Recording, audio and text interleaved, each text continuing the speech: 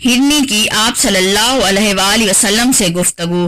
حضرت ام سلمہ رضی اللہ عنہا بیان کرتی ہیں، ایک دفعہ حضور نبی کریم صلی اللہ علیہ وآلہ وسلم ایک صحرا میں سے گزر رہے تھے۔ کسی نے ندا دینے والے نے آپ صلی اللہ علیہ وآلہ وسلم کو یا رسول اللہ کہہ کر پکارا۔ آپ صلی اللہ علیہ وآلہ وسلم یہ آواز کی طرف متوجہ ہوئے، لیکن آپ صلی اللہ علیہ وآلہ وسلم کو سامنے کوئی نظر نہ آیا۔ آپ صلی اللہ علیہ وآلہ وسلم نے دوبارہ غور سے دیکھا تو وہاں ایک ہرنی بندھی ہوئی تھی۔ اس نے عرض کیا، یا رسول اللہ میرے نزدیک تشریف لائیں۔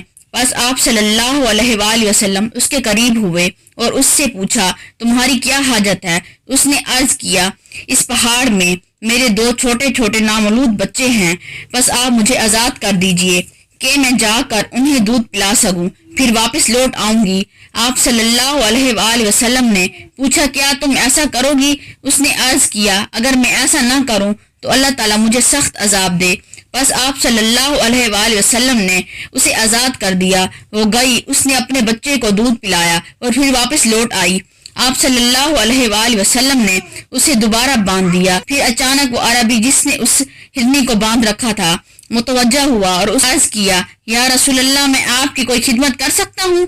آپ صلی اللہ علیہ وآلہ وسلم نے فرمایا، ہاں اس ہرنی کو آزاد کر دو۔ بس اس عربی نے اسے فوراً آزاد کر دیا اور وہاں سے دوڑتی ہوئی نکلی، اور وہ یہ کہتی جا رہی تھی، میں گواہی دیتی ہوں کہ اللہ کے سوا کوئی عبادت کے لائق نہیں، اور آپ صلی اللہ علیہ وآلہ وسلم اللہ تعالیٰ کے رسول ہیں۔